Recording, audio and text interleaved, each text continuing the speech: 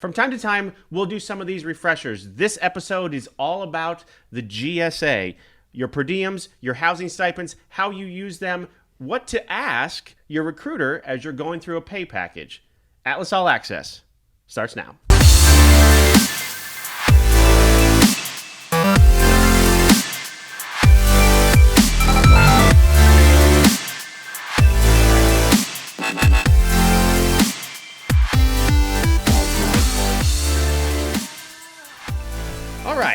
Mr. Collette. What's going on, man? How are you? Welcome back. Always good to be here. Okay, so let's talk about like I said, it's good to talk about these refresher every once in a while because I see it every day. There are more and more nurses getting into the traveling market. Yep. And there's a lot of questions around the GSA. It's a lot of information. There's a lot of different ways to explain it, and the ins and outs of what to do, what not to do, and those kind of things. So let's talk about, as your first question then, is you're talking to a nurse. Yep. Doesn't have to be brand new or not. Like, where do you start that conversation? Yeah, I usually either a new nurse or even somebody that's traveling, I'll ask them, hey, do you understand a pay package? And, do you want me to start from the beginning? Do you have some ideas? I would say most people kind of have an idea because they've typically talked to somebody on their unit or have a friend that's traveling of some point in time. So it usually comes up of, hey, what is your understanding of it? And then, here's my take on it or here's my spin on it as well. Okay. So talk about the difference between the two, because obviously there's two. There's your housing stipend. Yep. And then there's your per diems. Yep, absolutely. So, you obviously get some sort of hourly wage. We recommend that's $20 an hour. Some companies do lower, some companies do higher. We start at that 20 and then go up if we can from there. And then you're going to get some sort of housing stipend or provided housing from your company, and then you're going to get a per diem on there. So the housing should be used for some sort of housing where you're going to lay your head down on. You should only get a housing stipend if you are duplicating expenses. Yes. So what duplicating expenses would be is you are paying some sort of rent at your home, and some sort of rent on your assignment. That could be a hotel, an apartment. It could be, a lease at a camping spot, paying for your camper while you're on there, or whatever. At home, it could be you own your home, you rent an apartment, you're renting an apartment with a friend, you're paying some sort of fair market rent to a family member that, you're keeping some sort of bills at home on there. There's obviously a huge gray area of some sort on that. We'll always tell you to, get your local tax advisor involved. Travel tax is not uncommon. It's not, just for travel nurses. There's plumbers, there's architects, there's computer programmers, there's all sorts of people that obviously travel. So, contact your travel tax experts, because that would definitely not be me. Not me either. No. But there are people that... Within this new gig economy, there are many, many accountants and CPAs out there that understand exactly what you're doing. 100%. And that could help you with that. Yep.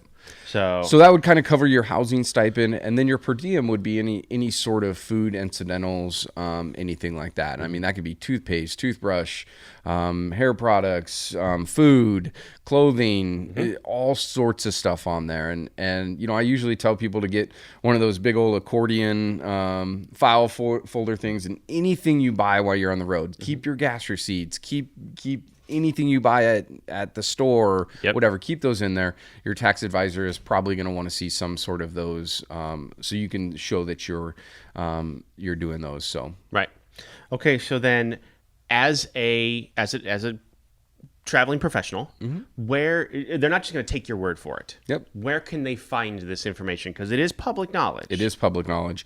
We go off of the GSA.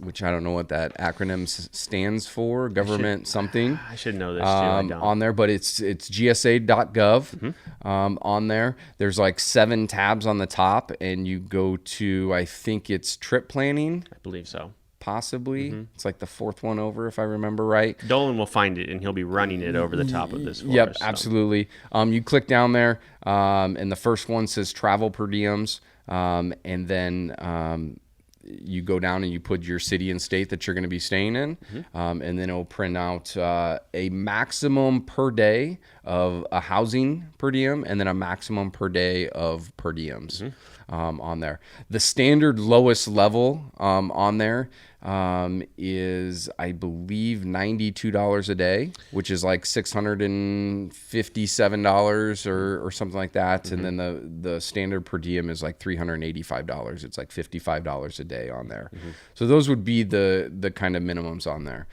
It doesn't mean that your travel company can pay you those full on there. I think that's the big disclaimer that people don't understand sometimes. It's like, hey, I want to go to Reno, and it says I should get $925 for housing for the week on there. The bill rate also has to be elevated enough for you to be able to max out those per diems on there. Correct. So you might not get the full of what the government says you should on there, but it's dictated by what the bill rate is coming from your company or from the vendor.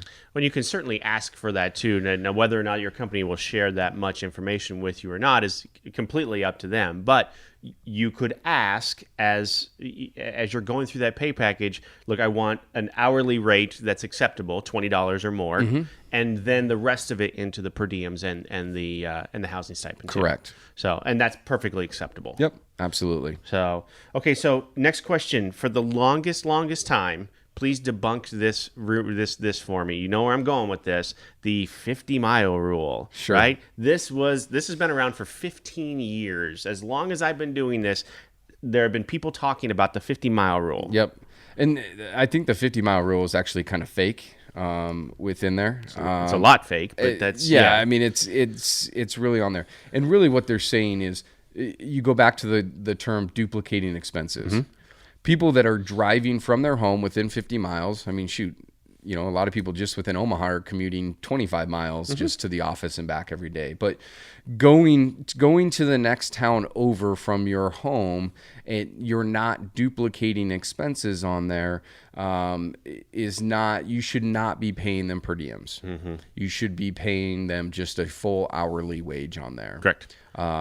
And that's the tax side of things is what the tax laws say. Obviously, there's gray areas in there. And once again, we're not tax people. But basically what they're saying is you're not duplicating expenses. You're basically working a travel staff job, but you're just on contract. You're not a staff position on there. You just have a long commute. Yeah, you just have a long commute on there. So you should not take advantage of the per diems on there.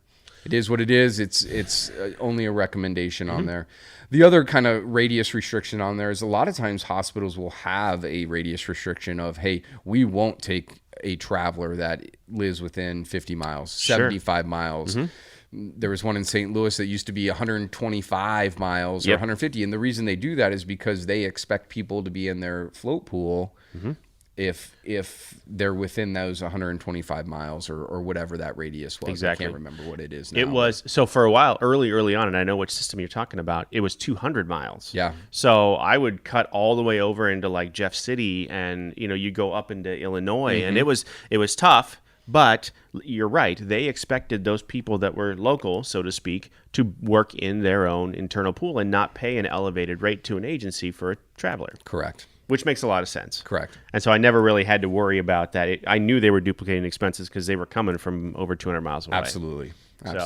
So I think the big takeaway from all of this is if you have questions, there is information on the GSA website. Take that information that you've got, take it to your recruiter, and talk through these things. Sure. Your recruiter is your advocate.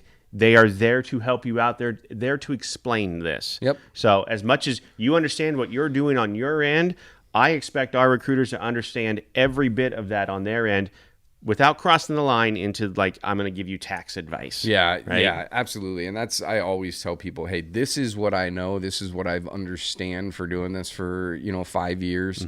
But I want you to take the information that I have and go find a tax person. If you don't have one, ask your parents, ask a friend who you should go to. There's somebody out there that knows a lot more laws and logistics about this than I do, but this is kind of how it runs down. Absolutely. So, all right, Adam, thank you so much. No problem. Always good to be here. If you have any questions, you can always contact either of us, and we will get you pointed in the right direction.